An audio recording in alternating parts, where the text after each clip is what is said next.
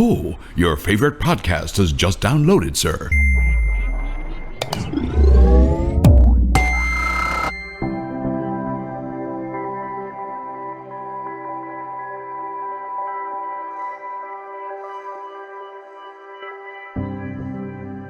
Welcome to the Fully Charged Show podcast. In this episode of the podcast, I talk to Giles Parkinson.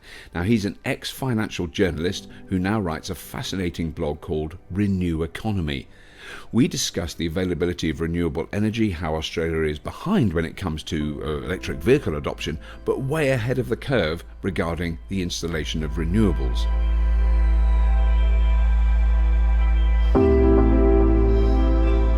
Quick thank you to all our Patreon supporters. Without your help, we simply wouldn't be able to carry on. So it's really important. Thank you. And if you would like to support us as well, to support what we do, then have a look at the show notes for all the necessary links. And don't forget to subscribe to us on iTunes, Spotify, Google Play, Stitcher, Acast, Pocket Cast, or wherever you get your podcasts from. Right then, back to my interview with Giles Parkinson.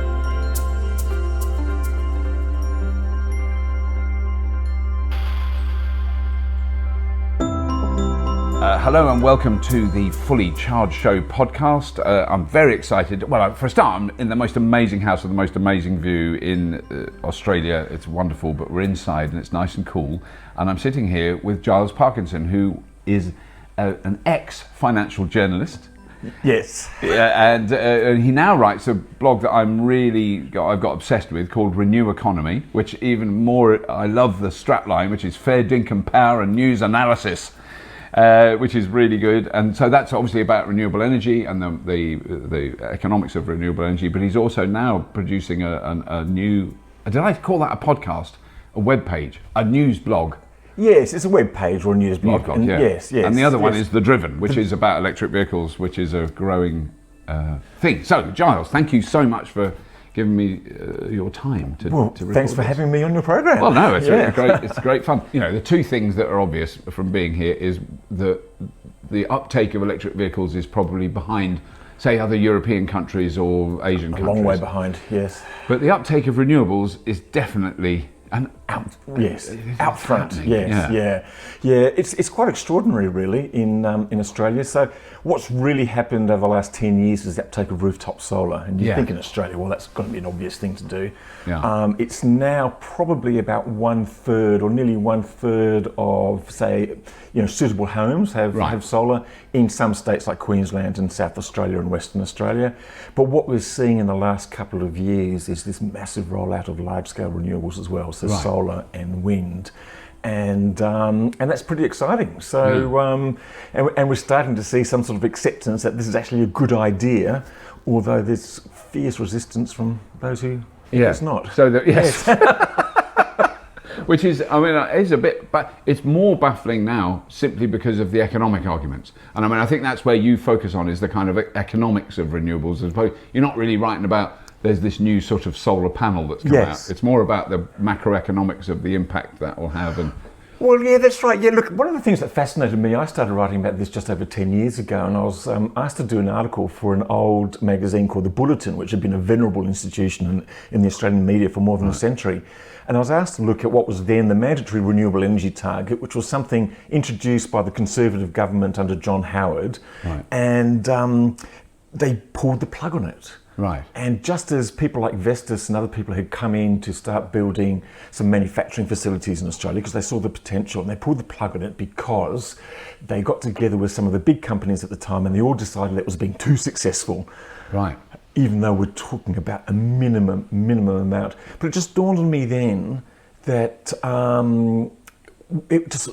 this transition to green energy, and even then with a little bit of investigation, it was clear that it was going to happen. Yeah. A little bit like the early days of the internet, you can't really stop technology change. And everybody had been writing about it from an environmental point of view, and no one had been really looking at it from an economic view. Right. And what's fascinating is that sort of 12 years on, the economic argument is basically won. Yeah. And it was just really interesting hearing. We did an interview of the CEO of the biggest utility in Australia. They're the biggest polluter in Australia because they've got so many coal-fired power stations. Right. But he said, look, for the last 5 to 7 years, 10 years, the argument's been about clean versus dirty. He says clean has won because it's cheapest. Right. So now it's just a matter of, clean and cheap versus reliable. So, and that's kind of where the argument is now in Australia. If you've got a lot of wind and solar in the system, which we're getting to and got quite a lot in certain states, how do you ensure that that's reliable? Yeah. And some people would say that it can't possibly happen. Yes. And a lot of other people say, well, of course it can. Yeah, and I think we'll discover that it probably will. But now, one of the things that I just read the other day, and I went, I was reading an article about the transition to clean and sustainable energy generation, and I saw this term capacity market, and I went, oh, I've heard of that before. I'll ask Giles. Oh dear, no, it's. But is it really? Yes. If it's too complicated, don't worry about it. But I just wondered because it's a term I've heard before, and I can't. Yes, it's linked to things like base load. Yes, it's linked to things that people say they can switch on at any one time. So basically, the argument goes is that there's two forms of market. One is your normal energy market, which just basically is a market for kilowatt hours produced. Right. And you just pay for the price of that kilowatt hour at a particular time. A capacity market is a bit like a reserve mechanism. So you're actually just paying for plants, and there might be diesel or gas or coal, or even in the modern arena, pumped hydro storage or battery storage, and you're basically paying them to exist. And so they're there. Right. So it's delivering a certain amount of capacity. Now, you might actually only use this sometimes, but or never at all. Yeah. There's a capacity market in Western Australia, which is actually a separate grid. It's probably the smallest big grid in the world, or the biggest small grid in the world, depending on how to look at it. But there's one diesel plant which is being built there, and I think it was built about 10 years ago, under the capacity mechanism. It's never been switched on. But it's been paid for. It's been paid for, and that's basically it. So it is viewed by the EU and a lot of people as basically a bit of a subsidy to the fossil fuel generators who are whinging loudly about wind and solar eating their lunch, basically, which is what they're doing. And so they push for the capacity market, saying, oh, without a capacity market, the lights will go out, etc. Right. But there's a real big debate about that, and I think there's a lot of tosh and a lot of rubbish. But there still is quite a vigorous debate about it. Because that does, there is a great example, and now I certainly can't remember the figures, but there is a power company in New England, in the eastern United States, where the guy, the boss at some big event, accidentally revealed the amount of capacity. That's where it all comes from. The amount of capacity they have and how often it's used. And there's a huge chunk, which costs millions every year, that is used for 6% of the year. Yes. So it's used at sort of absolute peak winter times. And this was gas. Gas turbine generators. Well, that's right. Look, the markets have always been basically built on just trying to meet those peak demands. So something that might happen 1% or 2% or 3% a year. You've got to be able to cover it. You've got to be able to cover it. Yeah. Interestingly enough, that's basically the way the market has been structured, and that's when all these utilities have made most of their profits. Right. So they'd make about 20% or 30% of their earnings because they switched on something really expensive for about an hour or two a year. And the way the market works is that if you switch on something really, really expensive, everybody operating in the market at that time gets that money. Yes. Gets that rate. Right. So a coal generator might cost you $3 a tonne to shovel coal into a big boiler or whatever. Yeah. But at those times, it's getting absolute packet of money. It's sort of built on this sort of scarcity, and you pay for the scarcity, etc. But what's really interesting now is this movement between the capacity market comes in because people say, well, it protects the base load investments. Yeah. What we don't really need now, though, is this old base load, because base load is just kind of a bit of an artifact, a part of a market that was constructed to support the technology at the time, which is essentially coal. And when you need it, you switch on a couple of gas or diesel generators. But base load, the problem with those big coal generators and big nuclear generators in France and elsewhere, for instance, that you can't turn them off. Yeah. So you kind of got to invent demand for them in the middle of the night. Yes. And so they've actually got something to do. Yeah. So the issue is still about the dispatchable generation when you need it for short periods of time. And it's really interesting watching the Australian Energy Market Operator, which basically manages the grid and is trying to plan for this transition. Right. And to see where their thinking is coming around, and they're just sort of saying, well, No, sorry, baseload's not the answer. It's got to be dispatchable. It's got to be quick response. Right. And the answer in all of that is new technologies. Yes. Yeah. So you're talking about battery storage, large and small. You might be talking about electric vehicles. Yeah. You think if Australia has 50% electric vehicles, I think, by some time, you pull all that together and you find some way to Vast actually amount do of that. electricity. It's Well, a it is. huge amount of electricity. I've just been sent a little video this morning, last night in the UK, from a guy who's had one of the first vehicle-to-grid units fitted at his house, so a domestic vehicle-to-grid unit. And I think it's still, to be fair to all parties, early days for that. It's Very expensive. much, yes. And I think he may have been, having it to test out, and I'm very, very jealous because I haven't got one. But that, I've seen offices, for instance, in Tokyo, that the whole office is run off a big row of Nissan Leafs. So they're all feeding enough electricity to run the office, air conditioning, lights, heat, everything, computers. But they guarantee that each of the people who owns those cars have enough to get home at the end of the day. So they're just using the top 2 or 3% of the battery. They're not like draining the whole battery, which is what people imagine. It's only taking a little bit out. It's whether it damages the battery, it's whether it shortens the battery's life. It sounds like it doesn't. I think it isn't. Yeah. Because it's not like, if it was taking the same amount of power that accelerating a car hard takes, then you might damage the battery. But you're taking a dribble out, you're taking and a dribble back in. But the thing that I've heard, which is the most extraordinary thing, is how much money, which is because of the capacity market, the big battery, the Tesla battery in South Australia is making. It's making millions of dollars a year because it's obviously selling electricity at the absolute peak of peaks for the most money possible, and it's getting it possibly for free from the wind farm that it's next to.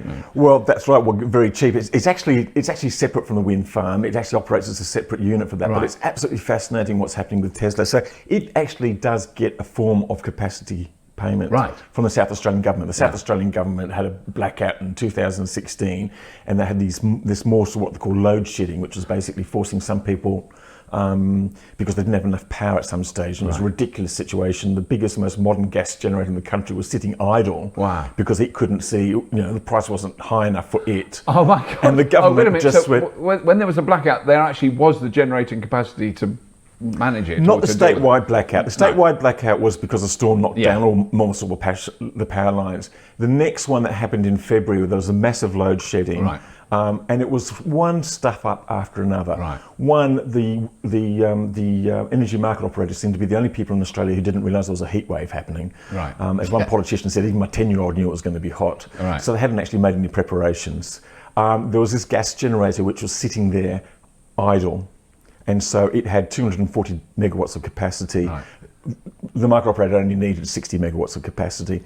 And then the local network operator sort of made a complete stuff up of it. It needed to take a certain amount of people off the grid to reduce the demand to match the supply that they did have. And it pressed the wrong button and cut off 3 times more than they needed to. And the government just went, oh, you've got to be kidding me. So they just went out and just said, okay, we've had enough of this. We don't trust the market anymore. We're going to go and do these things. So they put in built a couple of backup diesel generators, which I didn't think was a good idea, but they were actually switched on in another heat wave a couple of weeks ago. And then this they got this big battery, which kind of came out of their expression for it. And then Elon Musk's, one of his representatives said, oh, we can solve that problem. And Michael Canning-Brookes, an Australian billionaire, challenged Elon Musk and said, can you do it?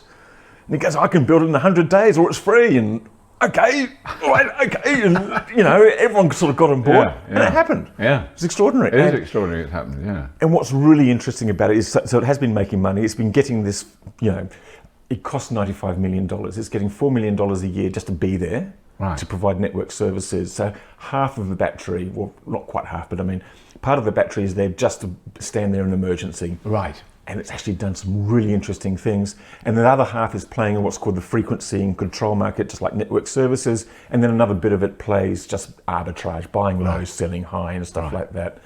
And what's been really interesting is just how this battery has actually changed the whole way of thinking in Australia about electricity. No one had seen one before. No. They didn't even know what to call it. They filled out a form and they're going, we've only got forms for wind generators and solar generators. We'll call it a solar generator then, but it's next to a wind farm. Oh, I don't know. Wow, there wasn't a thing on the They form. were basically making it up as they went along. Wow. It was quite extraordinary. And but it started working, and it's so quick, it's so fast, it is so versatile. Yeah. So it can go from charging 100 megawatts to discharging 100 megawatts in about 0.13 seconds. Wow. Now, so it's been able to react to events like coal generators tripping, or wires falling down, or lightning strikes so quickly. Like Right. the coal generators haven't even got out of bed, put their undies on, and got their socks on, or whatever like that. They've been so slow. And just recently, we saw an event where there was a couple of lightning strikes. Australia's a unique grid; it's really stretched out, long transmission lines. There was a couple of lightning strikes in northern New South Wales, just near where we are, actually. Right. And it had this extraordinary effect right throughout the grid, because it caused things to trip. It took away some load and some demand. There was load shedding, so these enforced blackouts for some people in every bit of the country except for South Australia. Right. Wow. Because of the battery reacted so quickly, it was able to basically hold it together for long enough for the slower moving gas generators to respond. Right. And so all the grids were isolated. The battery kept it going, even though it was more than 50% of the power at the time was coming from rooftop and wind energy. Right. Quite extraordinary. Yeah. And such a validation that we are moving really from one century to another. Yeah. And the experts are starting to get their mind around it. They're really exploring as they're going on. They're kind of learning as they're doing. Right. In the meantime, you've got this extraordinary rump of people, the conservatives and the Murdoch media, saying the most stupid things about all this technology, and it's beyond belief. But it's sort of, I think this is the age of ignorance and the age of stupid in so many ways. It's very difficult. I mean, is it the case? Because I think I've probably said it at dinner parties, liberal elitist dinner parties. But is it the case that, I mean, how have the coal lobby got so much leverage with Australian politicians? I mean, is it just money? And is the Australian legal system, like in America, are politicians allowed to receive funding for their, campaign donations from like big coal mining companies, or I don't know? I mean, it's just baffling how incredibly, because even the Tories in the UK, who I don't have a lot of sympathy with, they're affected by economics, by market forces, and they go, renewables are cheaper. Okay, well, I mean, and they're really annoying. I'm not going to defend them at all. But offshore wind has proven itself to be really cheap, and there's a massive investment in offshore wind in the UK. I mean, it's extraordinary what's going on there. Yeah. But that doesn't seem to be the case here. You go, if you, I just saw that in the paper, ScoMo, which is, it's helped me remember his name. Scott Morrison, your current prime. It's always important to say current Prime Minister. Yes, in but Australia, he's the guy that held up the coal. I mean, we've talked about the coal before. I don't want to go on about the coal, but that was just bizarre. It was extraudinary. Bizarre. It was extraordinary. Yes, yeah. Well, yeah. And when you actually go into the background, it's less bizarre, because his chief of staff for 10 years was deputy CEO of the main coal lobby. Right. Okay. In Australia, so there are very obvious, publicly aware links. Extraordinary. It's extraordinary. There's a merry-go-round of people who go from the big utilities to the lobby groups to become ministerial and prime ministerial advisors, and then who go to the regulators as well. Right. So it's almost complete regulatory capture. And because it is a complicated business, they've basically been allowed to write the rules and write the policies themselves. Yeah. And you asked about the central proprietary amongst ministers. 3 of the last 4 energy ministers in Australia, within months of leaving their job, started working for fossil fuel lobby groups. Right. Wow. Not yes. Even, No. Yeah. Directly for the lobby groups. And of course, they'll know everybody. Groups.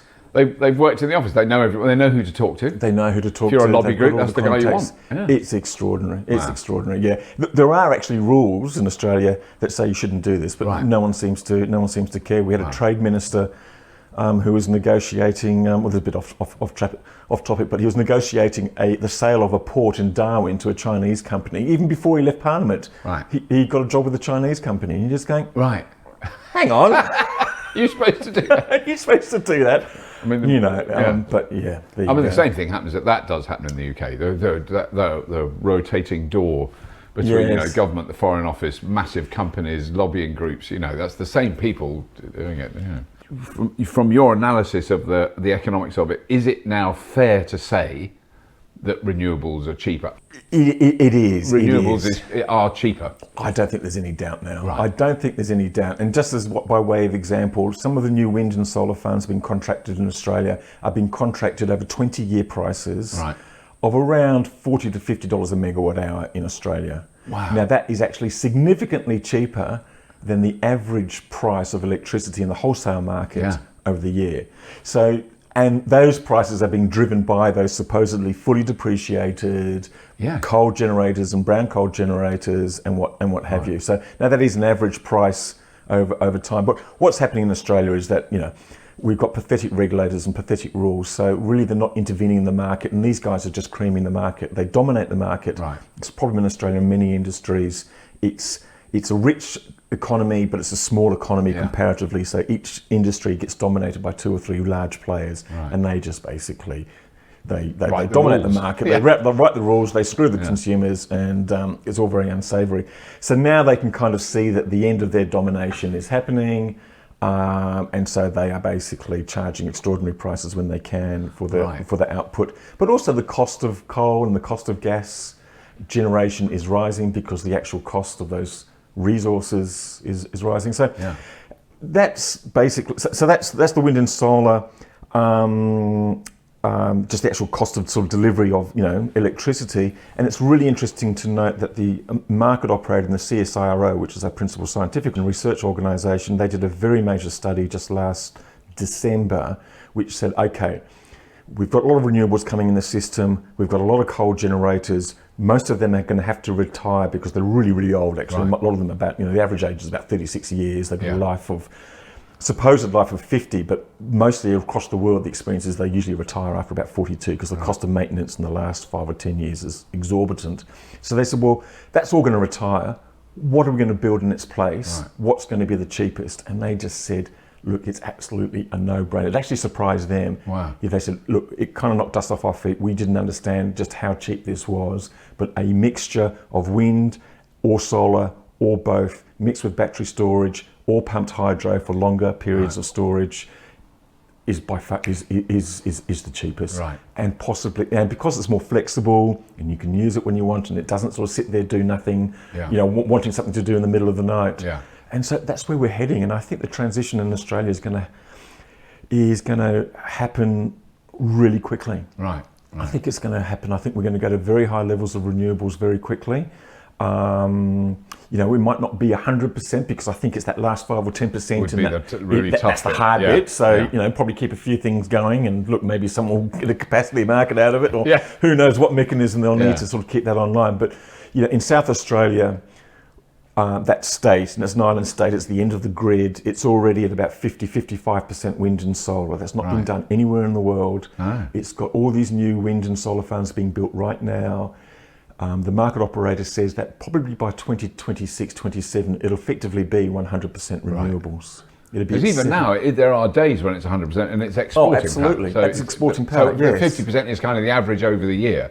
That's right. Which is incredible. I mean, there's no, I don't think there is. I mean, other than, you could argue Norway, Sweden, Norway, I suppose, because they've got so much hydro, absolutely. So much, and a very small population. I mean, even by Australians, I think there's 3.5 million Norwegians, and they've got like 2.5 million mountains with lakes on. That's rather unfair on the rest of us. Yeah, no, that's right. Yeah, they've got a bit of advantage. So South Australia, interestingly, has no hydro whatsoever. Right. So all their renewables is wind and solar. Right. Wow. Really quite extraordinary. It's mostly been wind up to now, and a bit of quite a lot of rooftop solar. Now we're starting to see these really big solar plants being built there. And and it's interesting. I mean, the market operator is learning as it's going along. Yeah. So it got a bit worried about after these incidents a couple of years ago in South Australia. So it imposed new rules. It kind of put a limit on the amount of wind that could be generated at any one time, and made sure it had enough gas units operating. But it's really interesting to see what they're doing now. Yeah. Every couple of months they relax those rules. Right. They gain confidence in the system. So they've actually increased the amount of wind capacity that can blow at any one time to almost the full capacity that actually exists. So they're kind of learning, they're getting more comfortable. Yeah. They are very, very aware that any more blackouts... It's going to be a really bad idea. It's a really bad idea. Yeah. Don't do that, please. Don't do that. So they're really just trying to manage it down and Yeah. micromanage, and they're really very conservative, but they kind of know that they've got to go there. Yeah. I mean, what is fascinating in a way is because without, I mean, obviously I have a connection with Australia being married to one, but I don't search out Australian stories about renewables and about batteries and about, they've come to me, you know, it's not me, and which tells me that outside Australia there's a lot of attention on what Australia is doing, Yes. what it's achieving, what their lessons they're learning. There's a lot of the rest of the world is going, which is it's extraordinary. It's exactly the opposite of Australian electric cars, not that big a take up. Australian renewables, world leading. This is what's becoming increasingly apparent to me. That, you know, we know what solar panels are, we know what a wind turbine is, we know we can make bigger ones, cheaper ones, all that. How do you operate that power? Yeah. How does the software, in a way, operate, the legal system, the financial system of it? And it's not just that. It was the head of China's State Grid, which is the biggest utility in the world, had something interesting to say a couple of years ago. He said, look, it's not really about hardware or software. It's actually about a cultural thing. Yeah. It's a different way of thinking about it. Yeah. It's really quite... But you know, the resistance from the incumbent industries, as you can imagine, is furious. And one of my favourite stories is about Hawaii, which imports basically everything it uses, all its oil, both for cars and for electricity. Right. And it's horrendously expensive. So it's where solar and battery storage and wind power is absolutely no-brainer because it's so much cheaper. And the utilities with their existing gas and diesel assets, they fought against this transition forever. But they had a very, very strong governor and very, very strong sort of local congress. And they said, no, we're going 100% renewables and we want to do it by 2045. And the utilities were saying, you're mad, you're crazy, it's going to kill the economy, the lights are going out. And the governor and the congress said, no, we're going to do it. It is now in law, you will do it. And the utilities turned around and said, we can actually do it by 2035 or 2040, actually. Right, yeah. You know, We can do it sooner. We can do it sooner. Yeah, cool. So they fought to protect their incumbent interests. As soon as the policy changed, they dealt with that. you know. It's extraordinary, yeah. And we've actually got it. We've now got a federal energy minister who really doesn't like wind and solar. He keeps on saying there's too much of it. There's too much of it in the system. But and at the moment, he's trying to engineer this auction to get a new coal-fired power station for his buddies and some of the party donors. I mean, look, it is obscene as it sounds. Yeah. It really is. Right. It really is appalling and pointless. But look, in the end, if he gets away with giving some of his best buddies some money, it's not going to matter. It's not going to stop the transition. It's going to happen. Yeah. Even if they get back into power, they really can't stop it. No. It's but it would just make a lot more sense. It'd be a lot cheaper if they kind of got out of the way and let it happen and were encouraging. Yeah.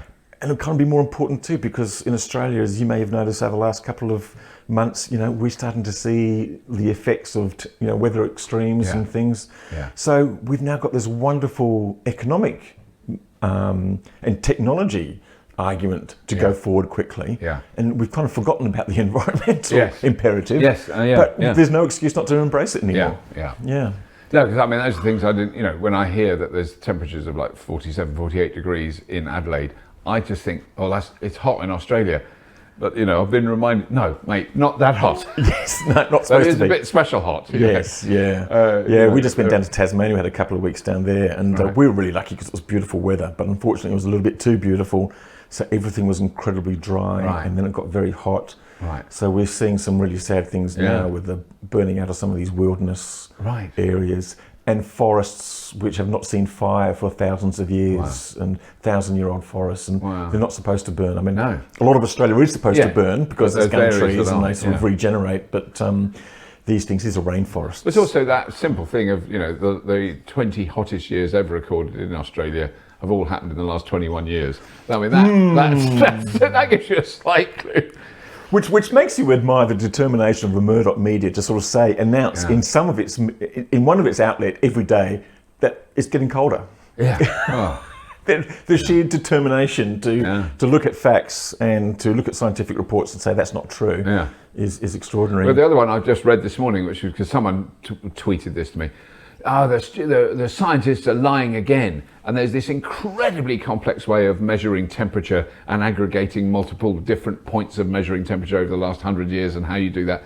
And the argument is, has the temperature increased globally 1 degree or 1.274. You know, it's like this tiny fraction, and the scientists have aggregated all these numbers and gone, actually I think it's 1.27, but it isn't like they're going, it hasn't gone up or it's gone up 10 degrees. It's not that. It's gone up 1 degree. We all accept that. Everyone accepts that. The whole global temperature has risen 1 degree, which is, you know, sounds like nothing. That's catastrophically dangerous. Yeah, it is. Because it's the whole world. It's not like the warm bits. And it's an average. And so in some bits, like Tasmania, we were down there looking at the seals. We went out in the water there and we're talking to the biologists, and they said the water temperature has risen 2 degrees in the last 4 years. Wow. They're getting tropical fish. Nemo is going down there, getting swept down by warm tropical currents. They end up in Tasmania. They die in the end because, you know, a current is just a current. But, and the waters do go eventually go down. But, you know, it's just extraordinary what we're seeing. I was in the water this morning, and I thought it was pretty warm. I went, hang on, this is pretty warm. This is a bit unusual for this time of the year. Would you say it is warmer here than it normally is? The yes, water. Definitely. Right. But that's probably just this. That's not necessarily a global change. It's not necessarily, no, but one of the scary things that we're worried about is there's this horrible little jellyfish called the irukandji. They're about the size of, well, less than the size of your fingernail, and they're absolutely deadly. Wow. And they only occur in tropical waters. And they're down here? They're about 300 kilometres north. Wow. They're supposed to be 1,000 kilometres north. And so the warmer waters are coming south. Wow. If that comes down here, this basically kills this area because people swim in the beach. With irukandji, you cannot swim unless you feel like wearing a giant stocking from head to toe. Right. That's not going to look quite good on the beach anymore. So, you know, these impacts. And also, I mean, even I'm really rubbish at telling this, but because it did rain the other day, didn't it? But before that, when we were walking through the forest the other day, I went, God, this is not like I remember it. Yes. Because it's quite rainforesty. It's not quite as sort of super tropical rainforest as Queensland, but it's still. Look at my poor lawn, it's patchy. Yeah. I mean, so normally that would be very green and. Normally I've got to mow that lawn every week. Right. And I haven't mowed it since first week in January. Wow. Our average January rainfall, because I've got a little rain gauge out there, our average January rainfall is 160 millimetres. This year we got 3. Oh, that's quite a big change. It is a bit. The lowest ever, about 40 years ago, was 30-something. Wow. This is 3. And if you look at the back, we've actually got, we rely on rain tanks for our water because we're not connected to the mains. And, you know, this is supposed to be the wet season. Yeah. And we're about a quarter full. Wow. And we're going to have to sort of ring up the man to come and give us a water delivery if it didn't fill up the other day when it rained. It did rain, or did it not rain here? Not much here. Yeah, it rained on the coastline, but we're about 15 k's in.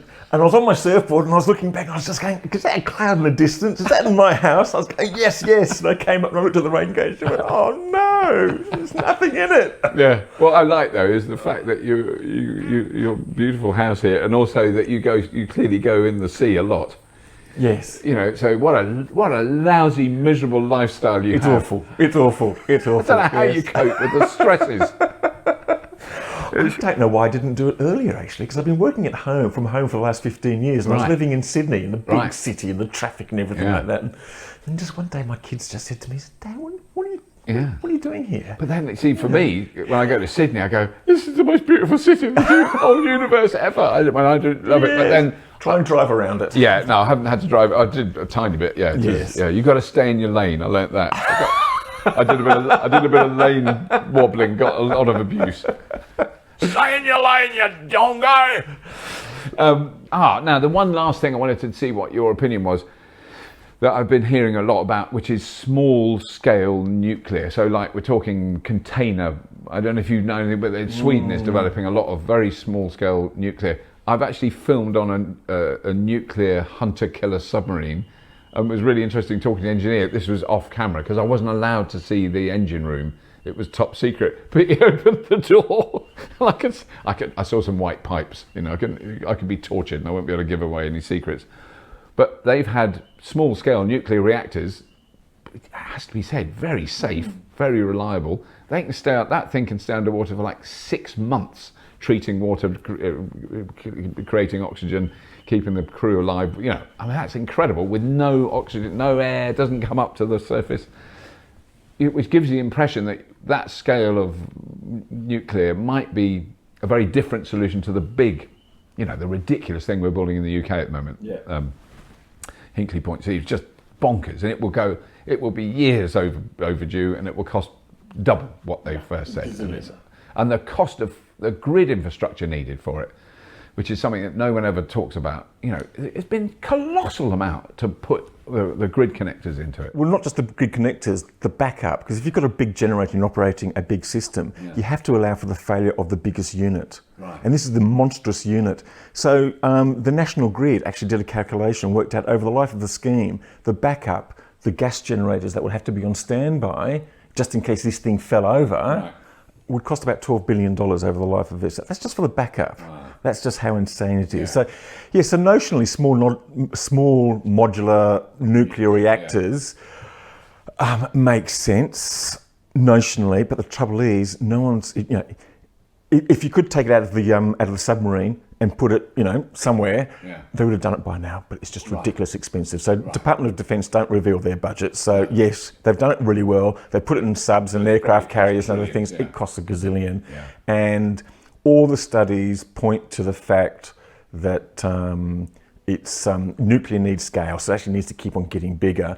Now these people are saying, oh no, we can do it smaller, but none of the studies say that it'll be anywhere near cheap enough. And if you think about where solar is going, so solar, you're starting to see contracts in the US and in Mexico and in Chile and in the Middle East of, you know, 1 cent to 2 cents a kilowatt hour.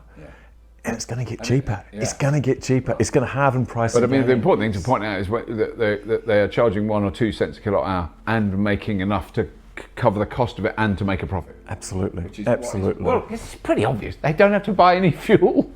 Because I mean, that's the always been my argument about nuclear. I've always said I'm quite happy to have a nuclear power station in my backyard. I think they're really safe. They've got, you know, even if you count the kind of, it is literally 3 nuclear disasters. That's out of hundreds of nuclear power stations that have run for decades very, very safely, not kill people. The problem is all that waste, which is now a problem in France. They're running out of place to store the colossal amounts of nuclear waste.